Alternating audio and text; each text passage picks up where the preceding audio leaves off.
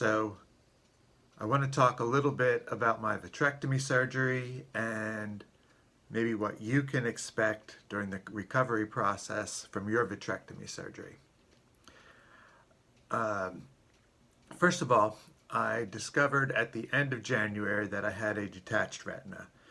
And I didn't know it because of the location of the detached retina. It did not give me a lot of the telltale signs that most people get to know that there's a problem.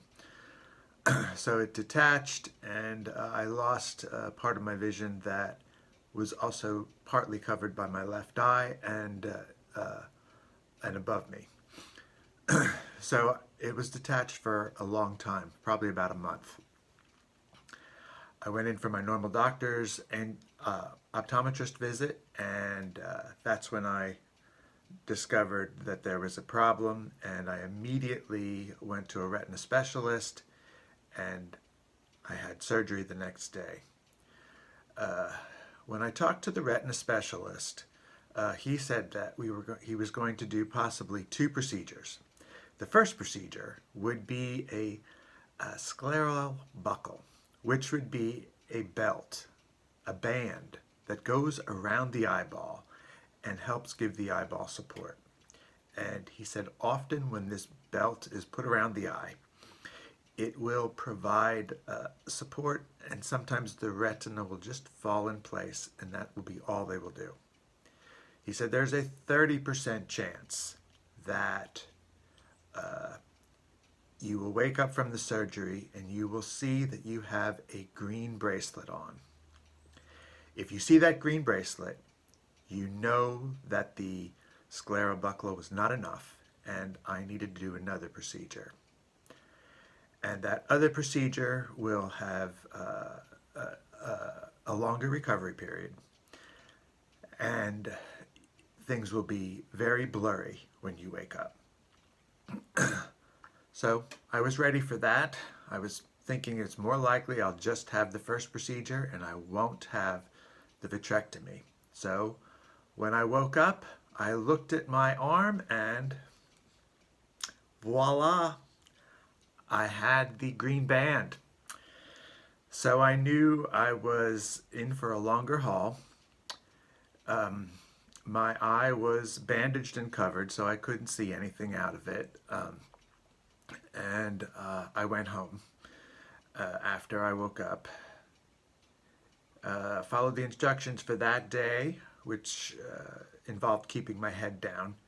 And then the next day I was instructed to remove the bandage and apply drops. So when I removed the bandage, I discovered that I could not see anything but light and color. So I was in a room like this room with many colors, and they all blended together to one color. So basically all I saw was brown, and I was scared out of my mind because I was not expecting to be blind in that eye with only the ability to see light and color. Called the doctor and told him immediately that I couldn't see anything except light and color, and that I couldn't see anything at all. And he said, well, I told you things would be blurry. And I said, things aren't blurry. Blurry is without my glasses. Blurry is, I know that there is a table in the room. I know that there is chairs in the room. I just can't see them clearly. I can't see their detail. This was everything melded together in one color. So if you go through that, if you experience that, know that that definition is important. Okay, that was like my biggest panic. I really thought something went majorly wrong. What I noticed then is I had a lot of false sensations, a lot of false views. For example, I looked at the floor and it appeared that the whole floor was covered with water. I knew that it wasn't, but that's how it looked. Very realistically, the whole floor appeared to be covered with water. And I knew that that wasn't the case. That happened a few times. More commonly, I get a fake snow or a fake TV static problem where I will see grayishness, fuzziness over my view, and I know nothing is misty. I know nothing is fuzzy. So those are some deceptions I have working between, I think, my left eye that works and my right eye that's struggling to work. So what you can expect, or what I had to do for the first 5 days, is keep my head down. I had to be like this 50 minutes out of an hour. Those are long 50 minutes. So all I could do was talk and listen to podcasts those days. I couldn't even watch TV because I couldn't put my glasses on because I had to put my head down. It was really frustrating. It was really frustrating. So what I wish I would have understood better is the process that you will go through and what you will experience. I think when I went back to my surgeon, and possibly when you go back to your surgeon, he's going to look at your eye or she's going to look at your eye. They're going to look for certain things. And sometimes the descriptions they give you are not what you need to hear, or they're not things you've experienced before, so those descriptions aren't helpful. So one of the descriptions I got is you need to take eye drops for dry eye. So if you experience dry eye, take these kinds of eye drops. Okay, I'll do that. So between my first appointment, which was the day after my surgery, and then my second appointment, which was a week later, about the 5th day, I had a sensation of burning onions, like burning onion eye. So if you've ever cut onions and that burn gets in your eye, I got that sensation. And I thought I was just tired, went to bed, slept, and even in my sleep, I woke up in the middle of the night with my eye closed and I have burning onion eye. And I don't know what this is. Fortunately, it's the next day I'm going to be going to see my doctor again. So I go to the doctor. He looks at my eye and he says, your eye is dry. I said, if you have dry eye, you should take drops. Okay, I've never had this kind of dry eye before. Dry eye to me is scratchy, itchy, dry, not burning onion sensation. So some of it is vocabulary. You know, you haven't gone through this before. Or maybe, in my case, I had never experienced this before except when I cut onions. So that's what dry eye is. Great, now I know. That's not a good description for what I felt. Same with the blurry. That's not a good description. Blurry was not what I experienced. I experienced blind with the ability to see light and color. That's what I experienced. So what's next? Next is really understanding how this is going to disperse. You know, they tell you the bubble might disappear in 2 to 8 weeks. Well, that's quite a variant. And that bubble of gas, oh, I need to explain the bubble of gas. So when I had the vitrectomy, what that means is they take the vitreous fluid out of your eye. Then they do the surgery, they fix the retina, do the lasers surgery, and then rather than put saline or some other kind of fluid in, they put in a type of gas. That gas is why I had to keep my head like this. That gas would float upward and press on that retina and hold it in place and support it. So that's why I had to keep my head down for 5 days. Some people only have to do 1 day. Some people I have heard have to do an incredibly long period of time. There's choices in the type of gas that can be used, and my doctor chose to use a gas that would probably take 8 weeks to dissipate, to be absorbed by my body.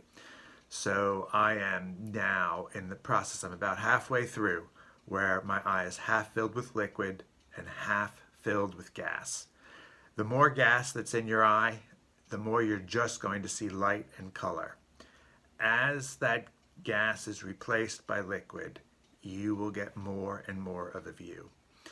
And what you will notice is for me, I saw below me a little bit first, very, very blurrily. I could see my hand. I could look down and see my hand like this. I could see, here's my hand. I see it. When I'd hold my hand out in front of me, I'd see nothing. Above me, nothing. Just down like this. As time progressed, as I got to week 4, things changed. And now I could still see this somewhat, but what I could see was what was above me. I could see what was above me, and it was like looking through a fishbowl with grease and wavy glass. I mean, I could see, but it wasn't just that it was blurry, it was distorted, streaky, starry. It was not just regular blurry. So it was blurry with distortion, I'm going to say. So that is what I'm experiencing right now. So when I take this patch off and I look with this right eye, from here out I can see things blurry and shaky and wobbly and elongated a little bit. Not like I can with this left eye. I can see clearly. So that is what you can expect when you get about halfway through. And right now, I literally can shake my head and I see that liquid jiggling around in my eye. I really see it. It's kind of cool for a second, and then you get back to the reality of all the confusion you have with your brain trying to process this next to useless information with this good information. Which is why I just wear the patch, because like if I am driving or reading, it is so hard to read without the patch. So that's why I use the patch. That's the other thing. The doctor never suggested a patch. They are looking for their tick-off boxes for, how is your eye healing? Does it have scarring? Do we need to redo this surgery because of the scarring or because it didn't attach well enough? That's what he's looking for, or she's looking for. And sadly, I've had this type of experience with needing medical work done before, is you don't also get the information of how you feel as a patient and what it means and what to expect. The information is either not clear or it's not there. So the patch has made things much more doable in life. That I'm getting less bad data from my eye that's trying to recover and sees things that aren't true versus the good data. So real news, fake news. Okay, so now the next thing is my future. I don't know my future. I'm about halfway through. My eye is halfway filled with liquid. What will tomorrow look like? What will a month from now look like? Will it all be liquid? Will it slow down? I'm not sure. I don't know.